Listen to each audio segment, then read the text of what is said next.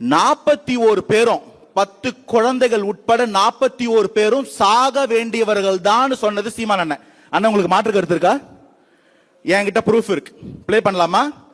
41 பேரும் சாக வேண்டியவர்கள் தான். அப்படி ஒரு விஜயோட கூட்டத்துக்கு போனா சாக வேண்டியவர்கள் தான் சொன்னது சீமான். பாருங்க எவ்வளவு பெரிய சைலன்ஸ் கிரியேட் ஆகுது. உங்கள யாரையாவது எனக்கு பிடிக்கலன்னா நான் அடிச்சுலாம் கொள்ள மாட்டேன், விஜயோட கூட்டத்துக்குள்ள தள்ளி விட்டுருவேன், போய் செத்துட்டு வான்னு சொன்னது. அதுவும் சொன்னது சீமான் அண்ணன். ஆனா இன்னைக்கு எங்க இருந்து அக்கறை வந்ததுன்னு தெரியல. ஆஹா ஓஹோன்னு கத்துறாங்க, பயந்தாங்கொலின்னு டேர்ம் பண்றாங்க. முதல் விஷயம், கரூர் மேட்டர் சப்ஜுடிஸ் கோர்ட்ல இருக்கு.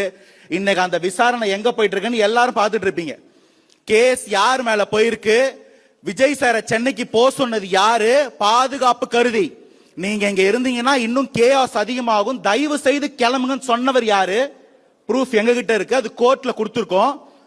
கோர்ட்ல கூப்பிட்டு என்னப்பா போக சொன்னீங்களாமன்னு கேட்டா பதில் இல்ல காவல்துறை கிட்ட. வண்டி அப்படியே கரூர் பக்கம் திரும்புது. உண்மையை ரொம்ப நல்லா மூடி வைக்க முடியாது. ஆனா சென்னைக்கு வந்துட்டாரு கோழை. ஐயோ ஆமாமா கோழை தான்.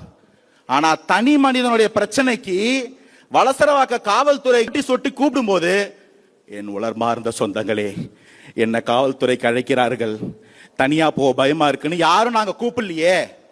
யாரு கூப்பிட்டா நான் சொல்லணுமா? நீ யார் பயந்துருக்காங்க?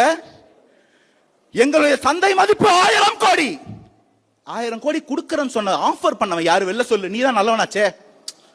உன் ஓட்டுக்கு ஒருத்தன் காசு கொடுக்கறன்னு சொல்றான் 1000 கோடி, ஸ்டேஜில் அதை டிக்ளேர் பண்றீங்க.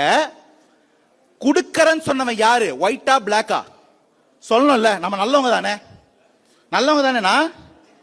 1000 கோடி இந்த 8% கொடுக்கறன்னு சொன்னவங்க யாரு? அந்த 8%ல வந்து உட்கார்ந்து சொரண்டிக்கிட்டு, என் தம்பி விஜய் மைக்கை கையில் எடுக்கவா, கேம்பெயினை தொடங்கவா, அவரே பாடி விட்டார். அதுல எங்க பர்சன்டேஜ் இல்லையா? இருக்கா இல்லையான்னு 26ல பாத்துருவோம்.